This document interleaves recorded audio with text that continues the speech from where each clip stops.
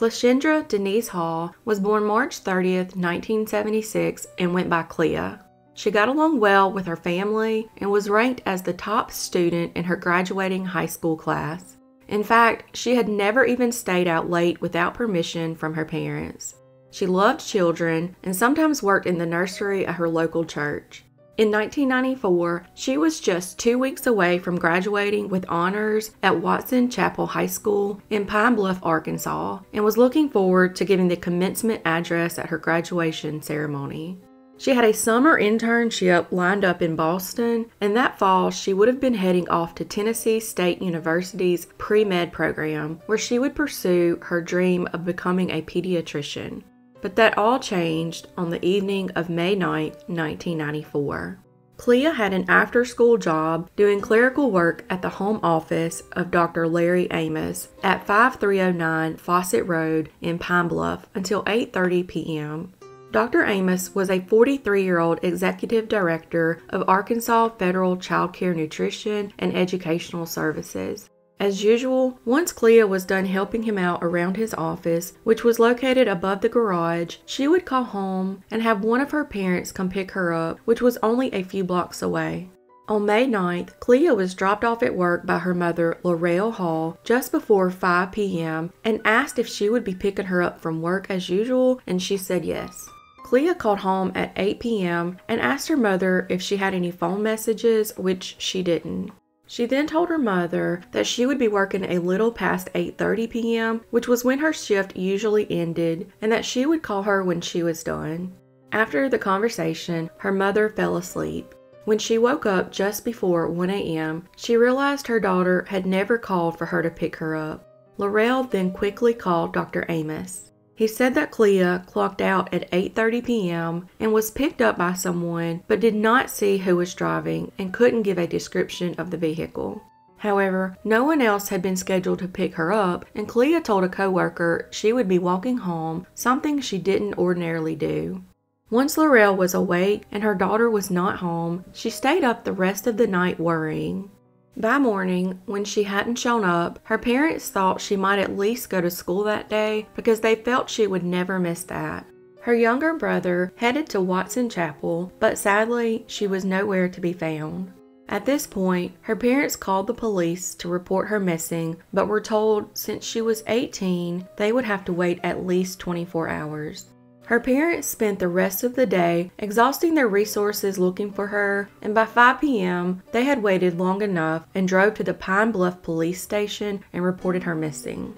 Clea did not have her purse, identification, extra clothes, or any money on her when she vanished. Clea's family hung up flyers around town and contacted the news, while police eventually searched the area, including Dr. Amos's office, but found no clues that could point to her whereabouts.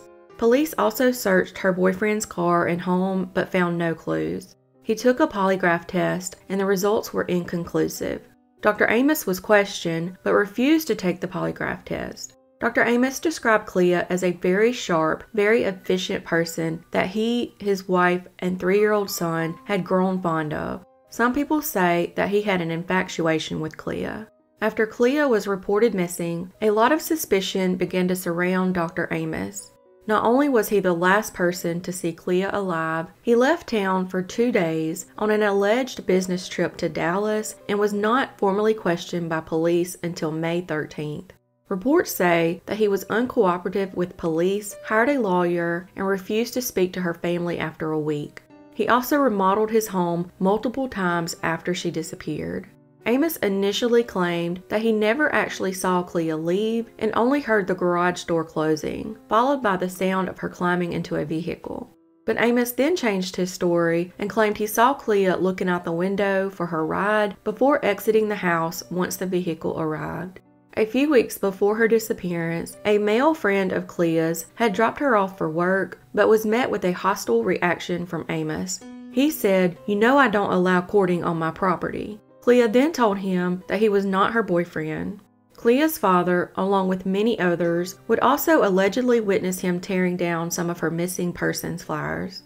18 years later, in 2012, the Find Our Missing TV show profiled Clea's story, which prompted a fresh investigation into the case.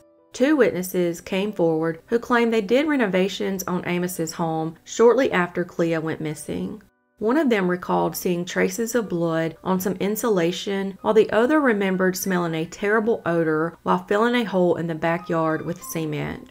Police executed a search warrant to search Amos's home and recovered 4 pieces of evidence.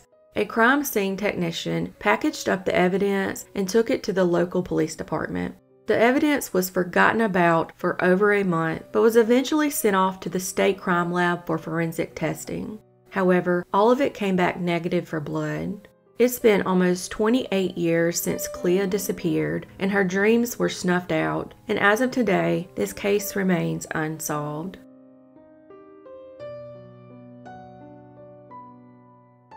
Destiny Renee Pittman was born January 9, 1992, to Melvin and Carla, and had a beautiful smile and a great personality. In 2010, she gave birth to a boy named Terrence Lee Pittman Fish, but he sadly passed away 2 months later. 3 years later, at the age of 21, Destiny lived at 815 James Drive in Kokomo, Indiana with her boyfriend Jake, her 2 children, and a female roommate. On February 7, 2013, an unknown assailant entered her home and shot her once in the chest, killing her. Kokomo Police Department investigators reported in a news release that they believed 2 intruders forced their way into the home at around 9:30 p.m. Here is where details get a little fuzzy, because police reported Destiny's 2 children and her roommate, who were not injured, were in the home at the time of the shooting. Another report states that her boyfriend was also in the home and attempted to chase down the intruder, but the exact number of persons in the home at the time of the shooting remains unclear. Destiny's mother states that the 2 pit bulls and her chihuahua were in the house at the time of the attack. She says they were very protective of her daughter and would have definitely attacked any intruders that tried to harm her. Detectives interviewed several friends, family members, and neighbors, but no one has been charged in the case. Her home still has the bullet hole in the wall in the hallway, and her mother has left the house decorated the way Destiny had it. Kelsey, a longtime friend of Destiny's, along with her family, are hoping that the guilt will overcome whoever committed this senseless act. Sadly, there is very little information in the case, but they are hopeful someone will come forward with information, but as of today, this case remains unsolved.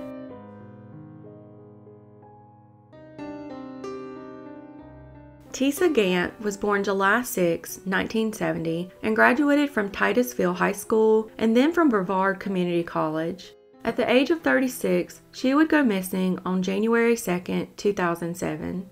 Strangely, a few days before her disappearance, Tisa filed sexual assault charges against a man named Edwin Morris after he reportedly sexually assaulted her near South De Leon Avenue. Tisa was very nervous about filing charges because she was afraid that Morris would retaliate against her for telling the police what happened. Despite these circumstances, police initially believed that Tisa left of her own accord. Her family, on the other hand, has never believed this, and they do not believe she would voluntarily be out of touch with them. As the investigation continued, police eventually began to think that foul play was involved. In 2008, police conducted a search of Morris's property but found nothing. Her purse, which contained her belongings, would eventually be found in 2010. It was in a ditch on W.C. Stafford Street and had weeds growing through it. It was likely there from the very moment Tisa vanished and was only a half-mile from Morris's home. A subsequent search of the surrounding area turned up no other evidence. Over the years, tips would come in and there would be at least 4 different searches and digs of different areas. Also in 2008, police would search a home at 1158 De Leon Avenue as well as Morris's home. Ground-penetrating radar showed anomalies, but digging the area revealed nothing. In 2011, a home at 900 Gilbert Street, which is right around the corner from De Leon Avenue, was searched, and a week later, they were at the same address again. In 2011, a vacant lot near Gilbert Street was investigated. The search was brought on by new leads in the case, but still no evidence was uncovered. Edwin Morris is currently in prison on unrelated charges and has a lengthy criminal record. Tisa's family said that they believe that more than one person knows what happened to her. On September 3, 2021, Titusville police announced they were searching the vacant lot for evidence following an anonymous tip. This is the same area that was searched during previous years, located near the home of Edwin Morris. Police have not revealed what prompted them to return to the property, nor have they revealed what, if anything, was found. The investigation is ongoing, and as of today, this case remains unsolved.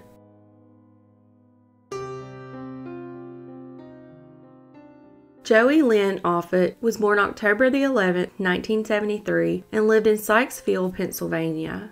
She was described as a very trusting, naive, and religious woman and was a mother of 3. On July 12, 2007, at approximately 4 a.m., her neighbors awoke to a loud explosion at Joey's home at the 90 block of Fugate Drive. They discovered that her house was on fire and called 911. After the fire department extinguished the blaze, they found the body of Joey's 6-week-old infant in the bathtub deceased, but Joey was nowhere to be found.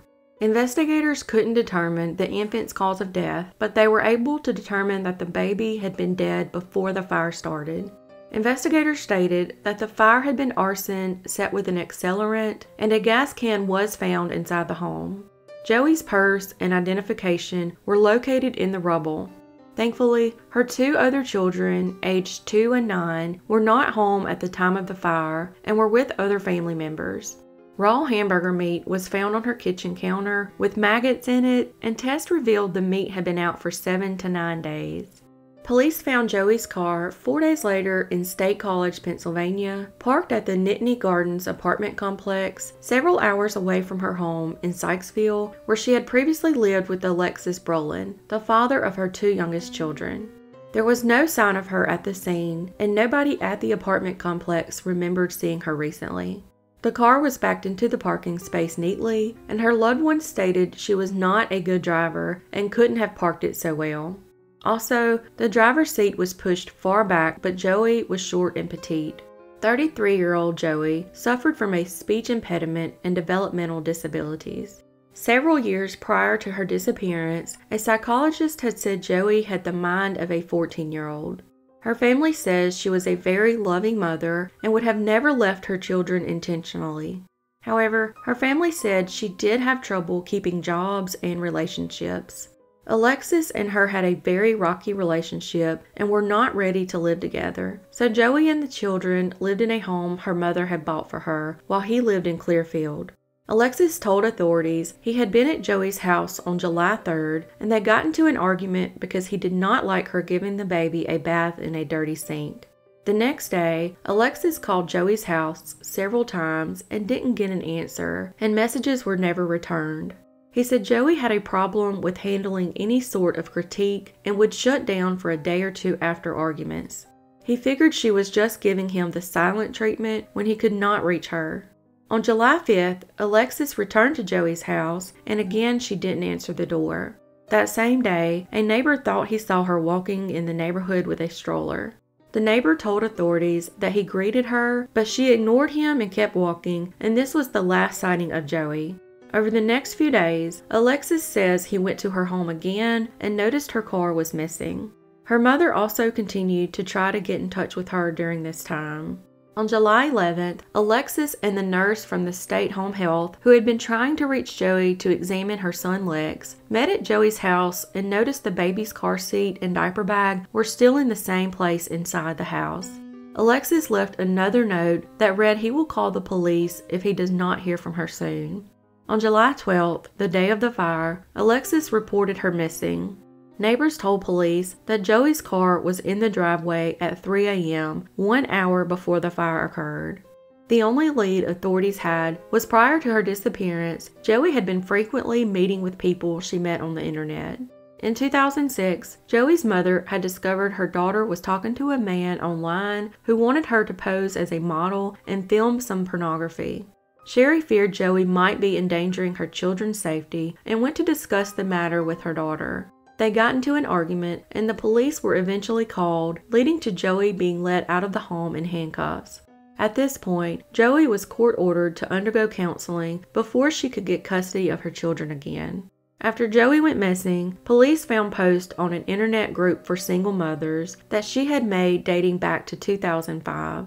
In the post, she said Alexis was a former drug addict and felon and that she had filed a protection order against him. However, police were unable to determine if her online activity was related to her disappearance. Authorities believe she met with foul play and is most likely deceased, but they have had no substantial leads. In 2016, she was declared legally dead at her mother's request.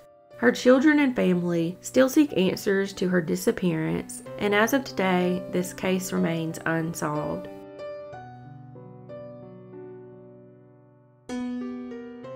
Jennifer Sophia Marteliz was born June 8, 1975. At the age of 7, she lived at 1204 East 98th Avenue in a duplex in Tampa, Florida, with her father and stepmother. She was a second-grade student at Shaw Elementary School, which was only 1 mile from her home. She was described as a good student and very well behaved. Her parents had recently divorced, and her mother had legal custody of her. On November 15, 1982, about 3 p.m., Jennifer asked a friend to watch her as she continued to walk home from school because she was scared.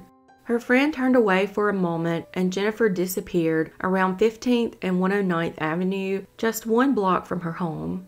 After her disappearance, both sides of her family accused one another of hiding Jennifer, but eventually all her relatives were ruled out as suspects. Authorities suspected Thomas Peter Welnicki had something to do with her disappearance because he was a family friend who Jennifer knew and trusted. He also lived in the other half of the duplex where she lived and had an extensive criminal history for drug possession, theft, and minor assault. When questioned by police, he claimed to be a psychic and to have a vision of Jennifer's abduction and murder. He gave a 22-page rambling statement that he had psychic feelings about her case. He said she was abducted and strangled by 2 men. One of them, he said, was in his 40s and had a criminal history, and the other was a blond man in his mid-20s whom Jennifer knew and trusted, and whose conscience troubled him deeply after her death. Thomas also appeared obsessed with the blond man's teeth. Several times, he repeated that the man's teeth were beautiful, perfect, and white, but his own teeth have been described as bad. Strangely, Thomas himself matched the description of the blond man in some ways. An expert analysis stated that those words were that of a confession, but he denied this. Thomas had a arrest in Tampa dating back to 1976, and in 1991, he was charged with possession of heroin and sentenced to prison. He agreed to a polygraph test and failed. However, this may have been because he was taking medication to prevent seizures. To this day, Thomas has never been charged in connection with Jennifer's case, but in 2010, he was charged with pouring piping hot cocoa on his roommate over a dispute. Years later, another person of interest arose. A woman named Anna, who was 10 years old at the time of Jennifer's disappearance, reported that she thought Steve Wisnowski could have been involved. She said she lived on Rankin Airshaft Road near him, but he also had a second home in the Tampa area, just 5 blocks from Jennifer's home at the time of her disappearance. He also owned a brown vehicle that was seen in the area when she was abducted. The brown vehicle he owned was one he used to drive from Pennsylvania to Florida. She says he was a bad man and did some horrible things to her and her sister, who sadly has since committed suicide. She says she recalls when Jennifer went missing because Steve had an article about the little girl. She also stated that he claimed to know her because he had another home in Tampa just 5 blocks from Jennifer's home. Steve had been to Tampa alone without his wife and son at the time she went missing. When he returned, there was a large hole dug on the property, and he pulled a very large garbage bag out of his trunk and disappeared into the woods with it. Anna says the hole was later filled in. In 2012, 30 years after her disappearance, police in Fayette County obtained search warrants for 6 properties related to Steve, who has since passed away. One at 622 Rankin Airshaft Road and the others on Gilchrist Road. All the properties were in the area of heavily dense woods. A forensic anthropologist, along with his grad students and police, dug at a site in a heavily wooded area on Rankin Airshaft Road but didn't find anything. His home there has since been torn down and a new home built at the site. Jennifer's aunt Nancy wanted to do something to raise awareness of the case, so she started writing a movie. She called it She Could Be You, and the movie has more than 160 scenes. The family rented the duplex where Jennifer lived and redecorated her room with stuffed animals, just as it was in 1982. Her mother self-published a book about it in 2011 titled Jennifer, Where Are You? As of today, Jennifer has never been found, no arrest has been made, and this case remains unsolved.